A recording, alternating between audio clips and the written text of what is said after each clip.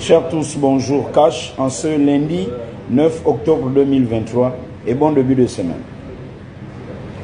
Soyons concentrés et ne nous laissons pas distraire.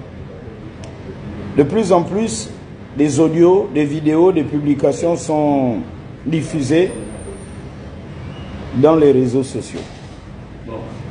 Il faut se poser des bonnes questions cash pour comprendre la situation du pays. Lorsque les militaires ont fait le coup d'État le 30 août dernier, dans quel état ils ont trouvé le Gabon?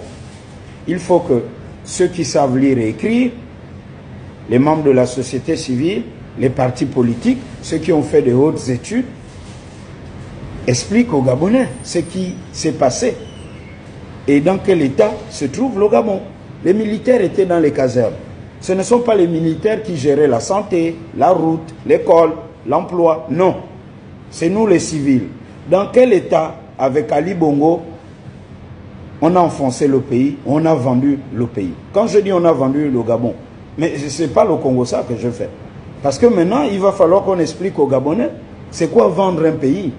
Quand tous les secteurs stratégiques du Gabon sont aux mains de l'extérieur. Lorsque vous avez quelqu'un comme le patron d'Olam, M. Gagan Gupta, à qui on a donné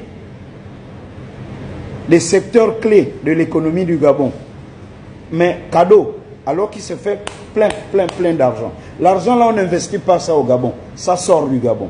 Mais quand on dit qu'il faut faire revenir l'argent du Gabon, expliquons aux Gabonais que ce n'est pas le président qui prend le téléphone. Là, Oli Nguema dit, oui, c'est moi Oli Nguema, le président de la transition. Ali Bongo est tombé. Hein. Les milliers de milliards qu'il y a à l'extérieur, je veux que ça revienne au Gabon. Non, c'est un processus et c'est long. C'est long. Et ce n'est pas tout le monde qu'on va dire, toi là, comme on est des militaires, on va te mettre le pistolet à la tête, on te tire dessus. Ou bien on t'amène directement en prison. Tu as foutu le désordre ici au Gabon. Tu ne pars pas loin. Toi là, tu as volé, non? Tu restes là à côté. Tu fermes tous les trous que tu as creusés. Tu restes là. Il y a des gens qui sont là comme des otages. Et les militaires ont bien pensé. Vous êtes le problème, vous allez être la solution. Comme on dit, la clé qui ouvre la porte là, c'est la même clé qui doit fermer la porte. Vous avez ouvert le robinet, tout l'argent là, bion. Vous revenez là aux affaires là. On vous nomme même de façon, c'est cynique, hein.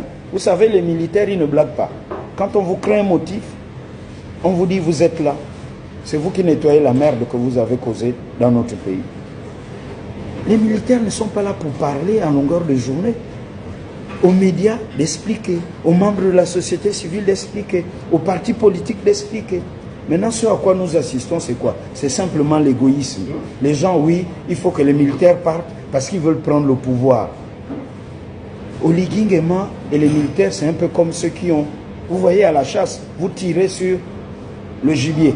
Le gibier est tombé. Mais allez-y prendre le gibier, dépêcher le gibier et partager à tous les villageois. Mais vous êtes encore là, oh non, c'est moi qui dois d'abord aller, oh non, je dois courir, non, le gibier va pourrir. Nous sommes en train de montrer à nos voisins et au monde entier que nous ne sommes pas sérieux, on ne sait pas ce que l'on veut. Cache. Voilà pourquoi je dis, ne nous laissons pas distraire. Moi, je vais revenir à la télé pour ça. Parce qu'il faut qu'on suive la transition. Il faut qu'on voit ce qu'on fait, ce qu'on ne fait pas. Quand les militaires prennent des décisions, est-ce que ces décisions-là sont suivies des faits? Est-ce qu'il n'y a pas des bandits aussi, des gens qui sont nostalgiques de l'ordre ancien? Ceux-là qui sont en prison, là, ce sont eux qui ont vendu le pays. Des pans entiers. Ils ont signé des accords qui ont emprisonné, embrigadé le pays pour au moins 50 ans. C'est de cela dont il est question. Pourquoi ceux qui viennent faire le bruit dans les réseaux sociaux, qui parlent de toute autre chose sauf de l'essentiel, ne viennent pas expliquer, et je me répète, comment on fait pour payer les salaires au Gabon? Et ça coûte combien?